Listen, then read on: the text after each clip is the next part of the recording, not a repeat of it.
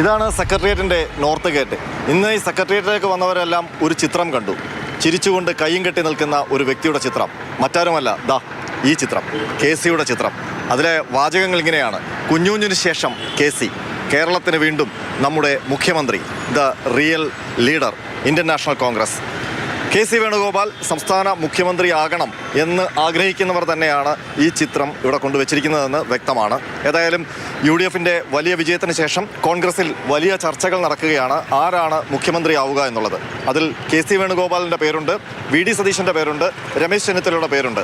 ഏതായാലും നിലവിൽ സംസ്ഥാനത്ത് അസംബ്ലി തെരഞ്ഞെടുപ്പിൽ മത്സരിക്കാത്ത കേന്ദ്ര നേതൃത്വത്തിൽ നിൽക്കുന്ന പാർലമെൻറ്റ് അംഗം കൂടിയായ KC സംസ്ഥാന മുഖ്യമന്ത്രിയായി വരുമോ എന്നുള്ളതാണ് ഒരു ചോദ്യം, ഒരു ചർച്ച. അപ്പോൾ KCയുടെ ഇന്ന് രാവിലെ ഒരുപാട് ഫ്ലെക്സ് ബോർഡുകൾ ഈ രീതിയിൽ സെക്രട്ടേറിയറ്റിന് മുന്നിൽ കണ്ടതുപോലെ സംസ്ഥാനത്തെ എമ്പാടും KC വേണുഗോപാലിൻ്റെ ചിത്രമുണ്ട്. മാത്രമല്ല, കുഞ്ഞുഞ്ഞിന് ശേഷം KC എന്ന വാചകം വെക്കുമ്പോൾ ഈ ബോർഡ് വെച്ചവർക്ക് മറ്റൊരു ലക്ഷ്യം കൂടിയുണ്ട്. അത് ഉമ്മൻചാണ്ടിയുടെ പിന്തുണയിലുണ്ടായിരുന്ന A ഗ്രൂപ്പ് MLA മാരുടെ കൂടി പിന്തുണ KCക്കൊപ്പം നിർത്തുക എന്നുള്ളത്. ഇത് KCയിൽ അവശേഷിക്കുന്നില്ല. VD സതീശൻ്റെ ഫ്ലെക്സ് ബോർഡുകളും ഇന്ന് എറണാകുളത്തെമ്പാടും ഉയർന്നിട്ടുണ്ട്. അതിൽ പറയുന്നത് നിയുക്ത മുഖ്യമന്ത്രി VD സതീശന് അഭിവാദ്യങ്ങൾ എന്നുള്ളതാണ്. രമേശ് ചെന്നിത്തലയുമുണ്ട് ഈ ഫ്ലെക്സ് മത്സരത്തിൽ. കോഴിക്കോടാണ് ഇന്ന് പ്രചരണ സമിതി ചെയർമാൻ രമേശ് ചെന്നിത്തല മുഖ്യമന്ത്രിയാകണം എന്നാവശ്യപ്പെടുന്ന ബോർഡുകൾ പ്രത്യക്ഷപ്പെട്ടത്. പക്ഷേ ഈ ഫ്ലെക്സ് ഒന്നും വെച്ചത് ഞാനല്ല എന്നാണ് KCയുടെ അവകാശവാദം.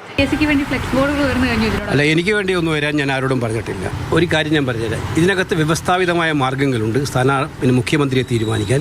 അല്ലാതെ മറ്റേതെങ്കിലും പ്രചരണത്തിൻ്റെ രീതിയിൽ ബോർഡ് വെക്കുന്നുണ്ടോ, ബാനർ വെക്കുന്നുണ്ടോ, അത് എൻ്റെ ആയാലും ആരുടെ ആയാലും വെക്കുന്നുണ്ടോ, മുഖ്യമന്ത്രി തീരുമാനത്തിൽ അതൊരു ഘടകമേ അല്ല.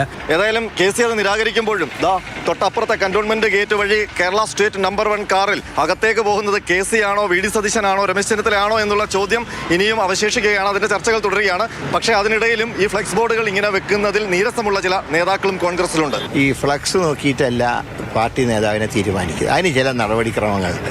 അതനുസരിച്ചേ കാര്യം നടക്കും. ജനങ്ങളുടെ മനസ്സിൽ അവരുടെ പ്രതീക്ഷയുടെ നിറം കെടുത്തുന്ന ഒരു നടപടിയും ഒരു ഭാഗത്തു നിന്നും ഉണ്ടാകരുതെന്നാണ് എൻ്റെ ഒരു കാഴ്ചപ്പാടതാണ്. ഏതായാലും കേരളത്തിൻ്റെ അടുത്ത മുഖ്യമന്ത്രി ആരാണ് എന്ന് കോൺഗ്രസ് ഹൈക്കമാൻഡ് തീരുമാനിക്കുന്നതുവരെ ഈ ഫ്ലെക്സ് യുദ്ധങ്ങൾ കേരളത്തിലെമ്പാടും നാളെയും മറ്റന്നാളും ഒക്കെ നടക്കും എന്നുള്ള കാര്യം ഉറപ്പാണ്.